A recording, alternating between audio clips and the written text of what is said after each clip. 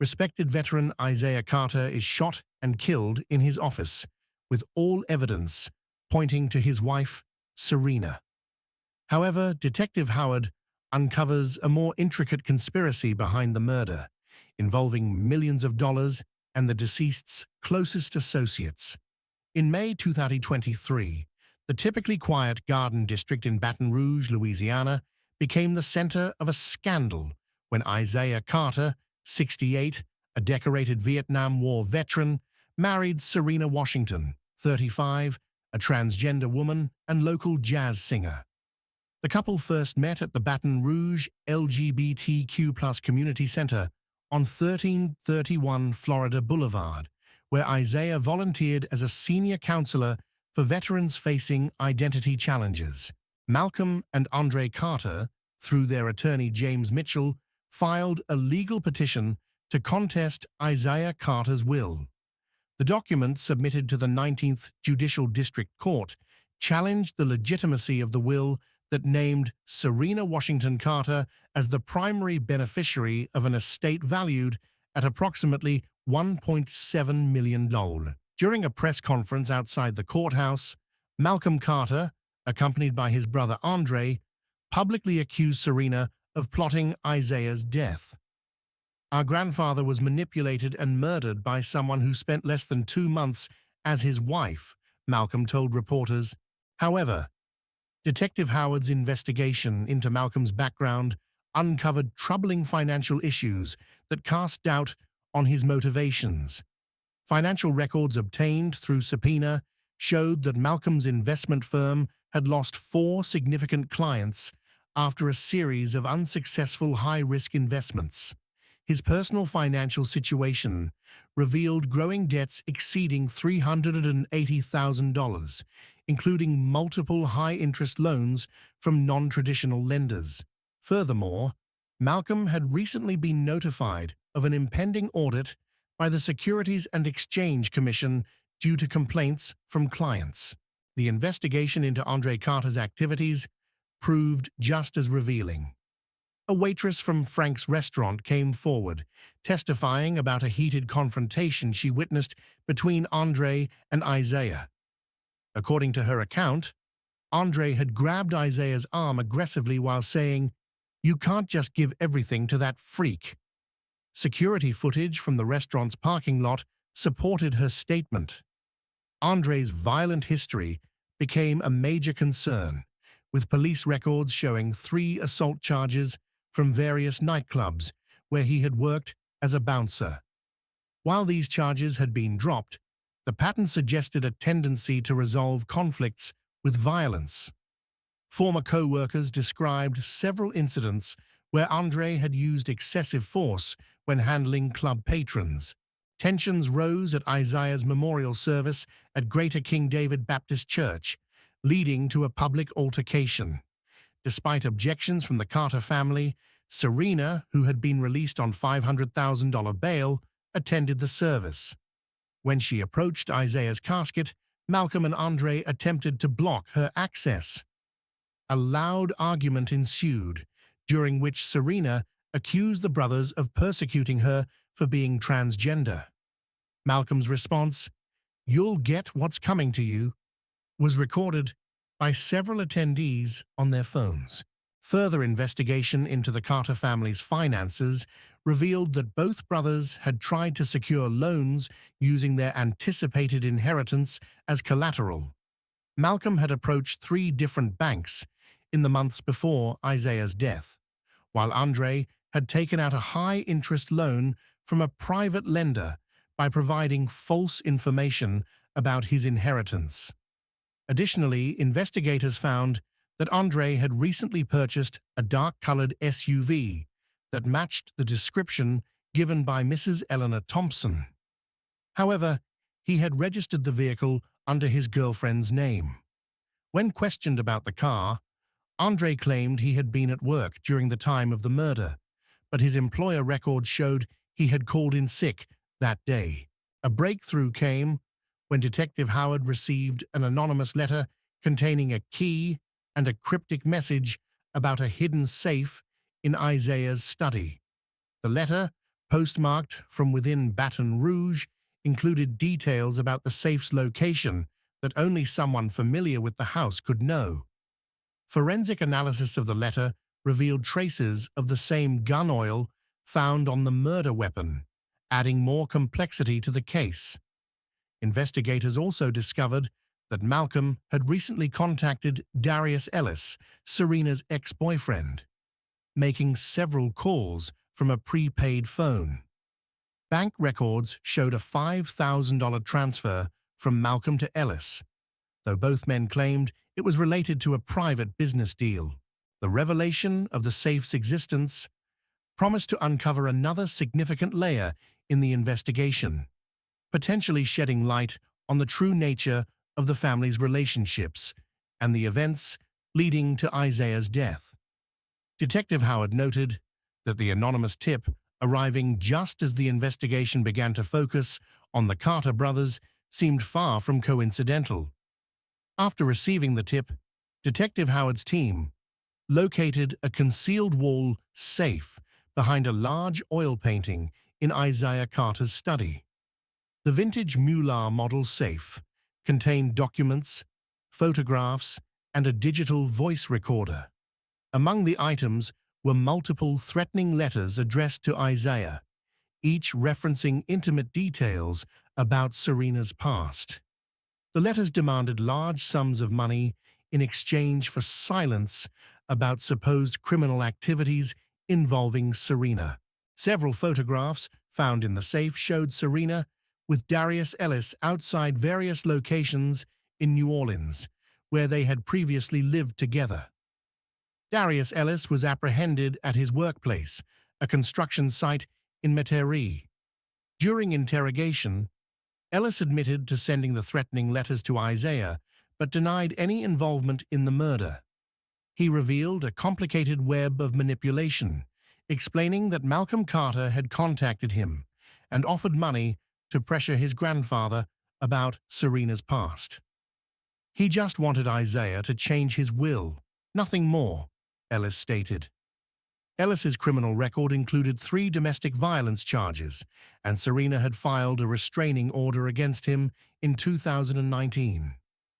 Bank records confirmed Ellis had received multiple payments totaling $155,000 from an LLC registered to Malcolm Carter, contradicting Malcolm's earlier statement that only $55,000 had been involved in the transaction.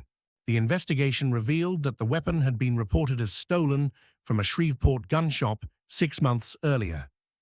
Detective Howard kept his professional distance despite his personal connection to Isaiah, meticulously assembling a case that would eventually uncover far more complicated circumstances than initially suspected. The discovery of blood evidence in Serena's vehicle marked a crucial turning point in the investigation, although experienced investigators noted that the evidence seemed almost too perfectly arranged. This observation would later prove vital in understanding the true circumstances behind Isaiah Carter's death. The case took another twist when Robert Kincaid, a former client of Malcolm Carter, came forward with important information. Kincaid described a meeting where Malcolm appeared desperate and out of control. He mentioned having a foolproof plan to recover everyone's losses and talked about family money that he believed was rightfully his, specifically referencing his grandfather. The digital voice recorder found in the safe contained several audio files, including recordings of heated family arguments. The most telling recording captured a confrontation between Isaiah and an unidentified male voice. "You're ruining everything. That money belongs to the family, not some freak you married." Voice analysis experts identified striking similarities between the unknown speaker and Andre Carter's vocal patterns. Isaiah Carter, who served in the 101st Airborne Division from 1971 to 1975, received multiple honors, including the Purple Heart for his service in Vietnam. Upon his return, he became a well-respected member of the Greater King David Baptist Church and inherited his family's historic property on 2245 Highland Road, valued at about $875,000. Their wedding, held on May 3, 2023, at the Baton Rouge Unitarian Church, sparked immediate backlash from Isaiah's family and the local community.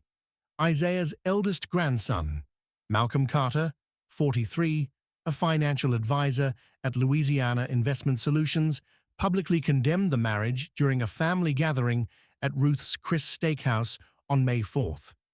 Malcolm accused Serena of being a gold digger, preying on a vulnerable veteran. Isaiah's younger grandson, Andre Carter, 40, who worked as a bouncer at the downtown lounge, displayed similarly hostile behavior. Surveillance footage from the lounge caught Andre making threatening comments about his grandfather's new wife.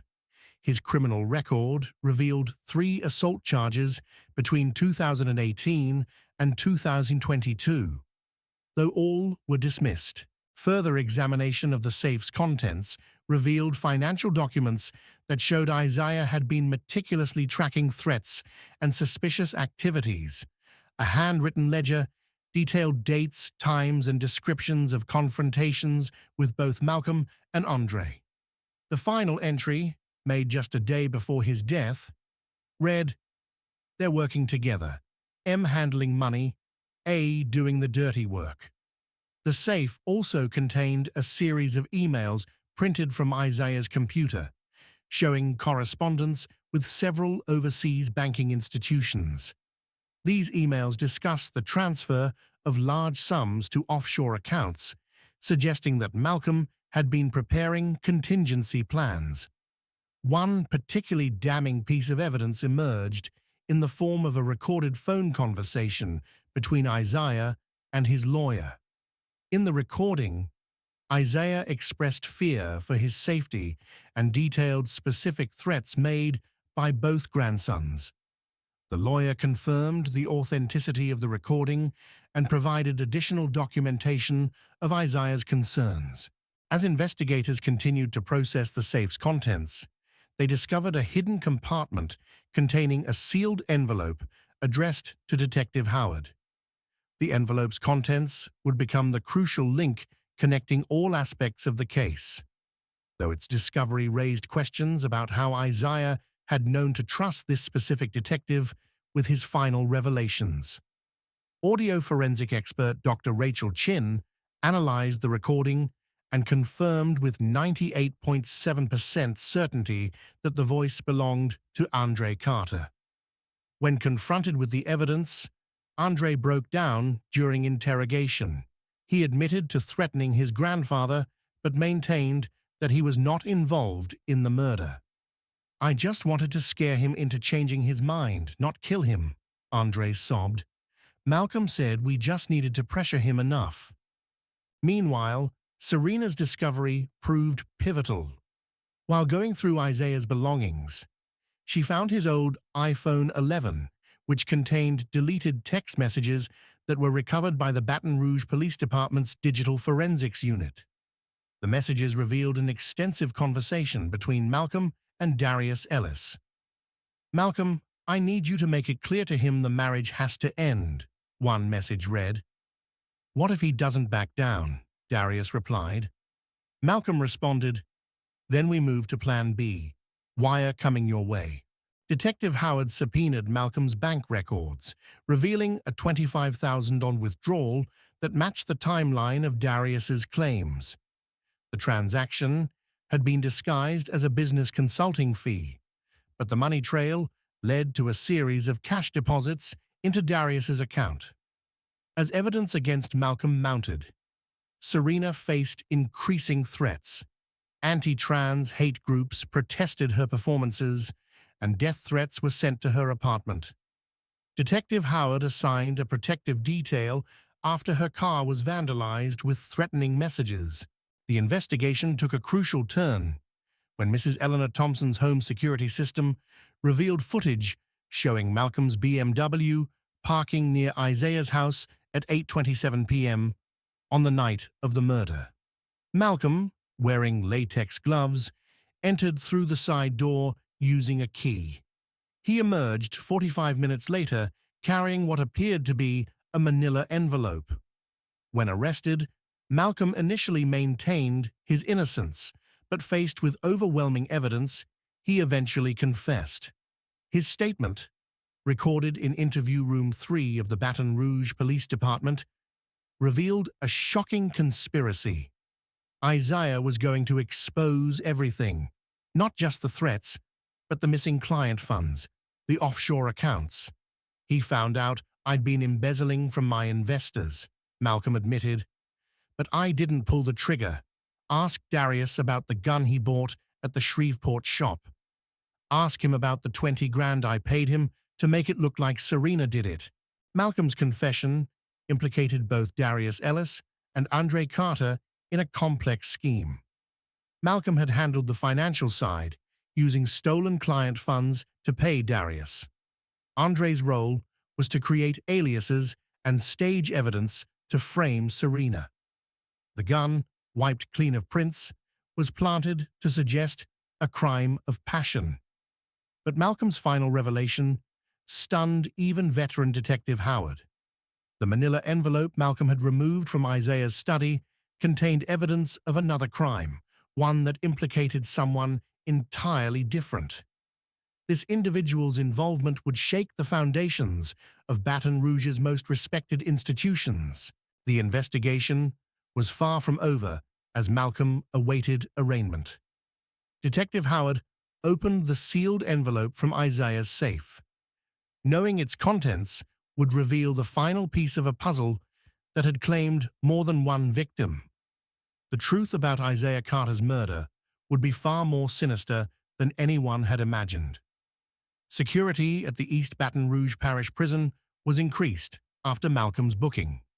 His lawyer indicated that his client was ready to offer further testimony about the broader conspiracy, testimony that would implicate prominent community members in a scandal far beyond one family's tragic feud. Detective Howard knew that the sealed envelope in his possession would either verify Malcolm's claims or expose them as a final desperate attempt at manipulation. Either way, the truth about Isaiah Carter's death would finally come to light, though its revelations would forever alter the lives of everyone involved. During the final plea negotiation, Malcolm Carter broke down completely. "We never meant for it to happen this way," he sobbed in the district attorney's office. Andre was supposed to convince him to change the will that night, but Isaiah, he already knew everything. He had evidence of my embezzlement, of Andre's involvement. When he threatened to go to the SEC, Andre lost control. The brutal truth emerged in painful detail.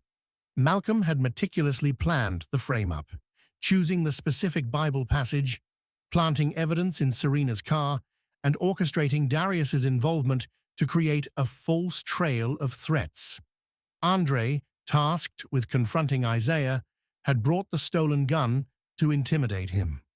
The situation escalated when Isaiah revealed he had documented their schemes. Andre panicked. When Isaiah reached for his phone to call the police, Andre fired one shot. "We hadn't planned for the blood.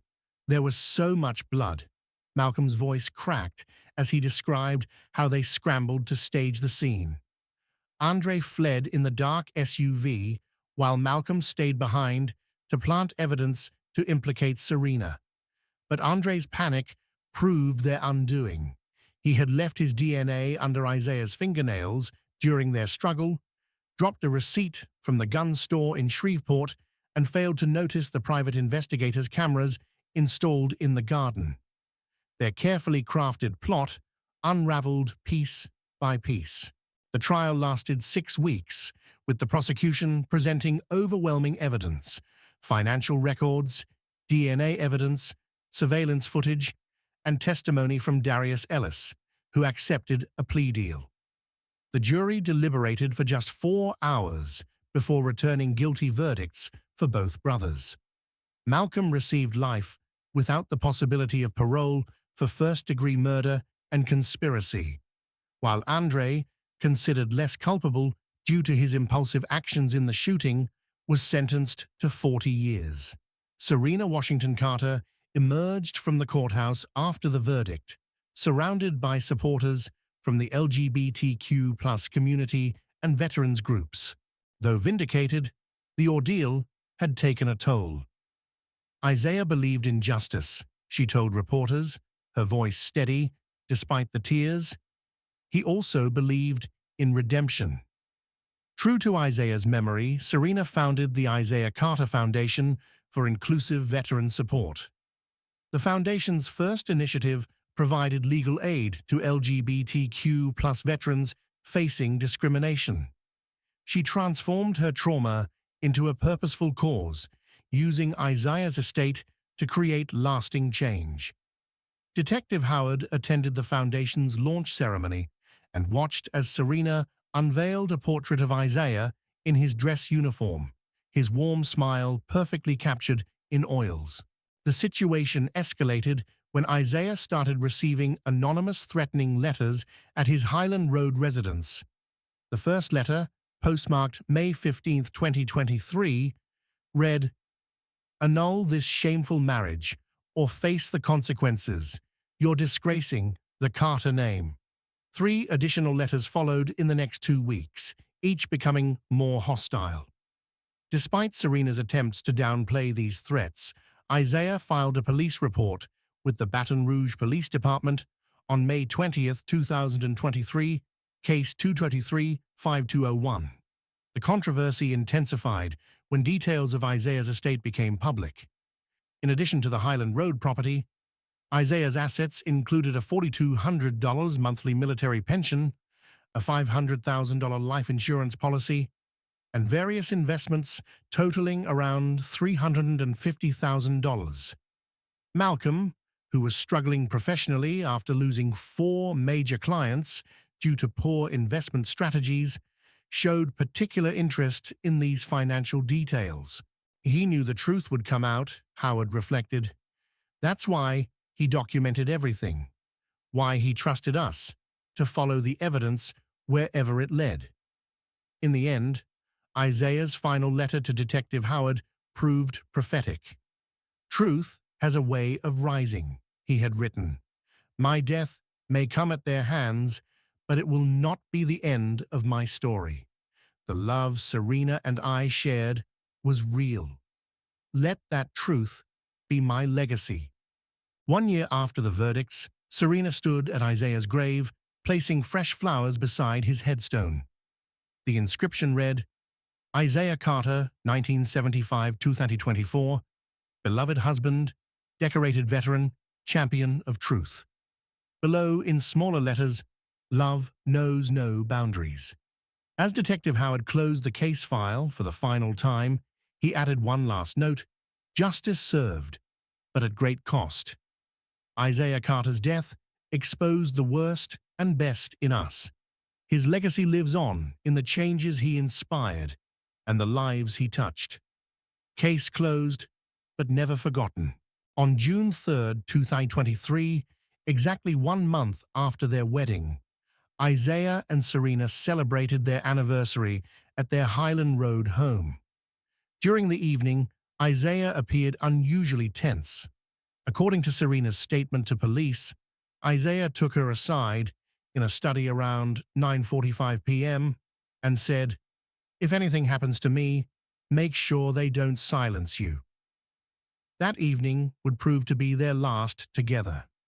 The threatening letters, preserved as evidence by the Baton Rouge Police Department, showed multiple fingerprints, but none matched any family members. Security cameras around the Highland Road property captured suspicious activity, including an unidentified vehicle parking outside the house on 3 separate occasions between May 15th and June 2, 2023.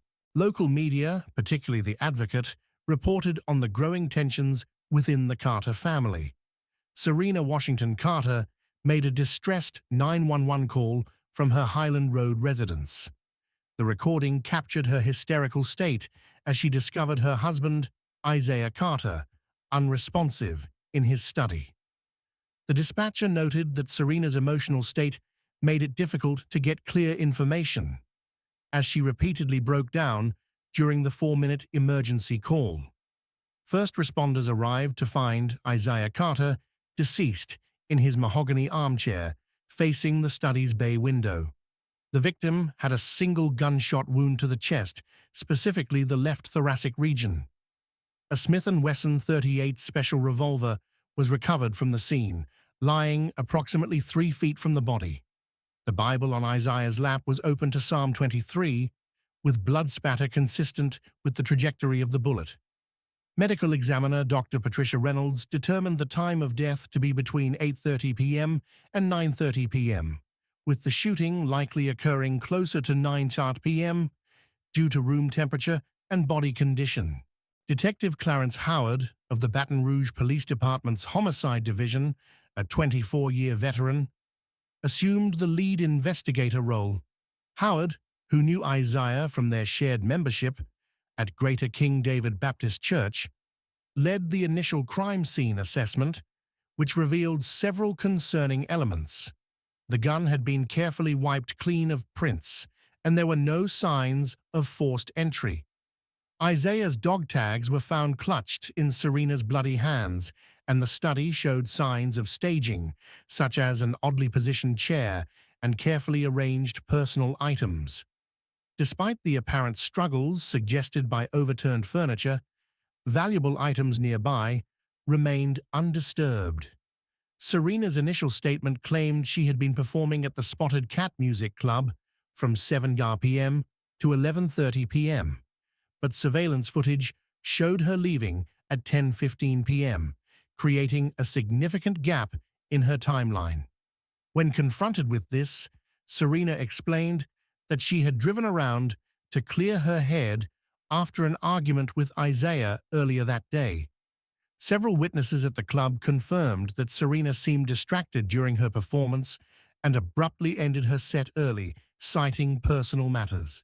A neighborhood canvass revealed that several residents had heard what they believed to be a gunshot between 8:45 p.m. and 9:15 p.m., but none had reported it due to frequent hunting activities in the nearby woods. Mrs. Elora Thompson, who lived next door, reported seeing an unfamiliar dark-colored SUV parked on the street around 8:30 p.m., although she couldn't identify the make or model due to the dim evening light.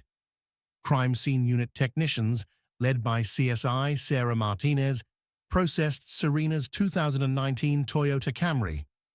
Luminol testing revealed blood traces in the trunk, which DNA analysis later confirmed as belonging to Isaiah Carter. Additionally, gunshot residue was found on the vehicle's steering wheel and the driver's side door handle. The vehicle's GPS system showed multiple stops between the Spotted Cat Music Club and the residence, including a 20-minute pause at Lake Baton Rouge. Detective Howard's investigation uncovered unusual financial activities in Isaiah's recent past. Bank records revealed a series of withdrawals totaling $45,000 in the week leading up to his death. Serena claimed no knowledge of these transactions, but security footage from Capital One Bank showed her accompanying Isaiah during one of the withdrawals.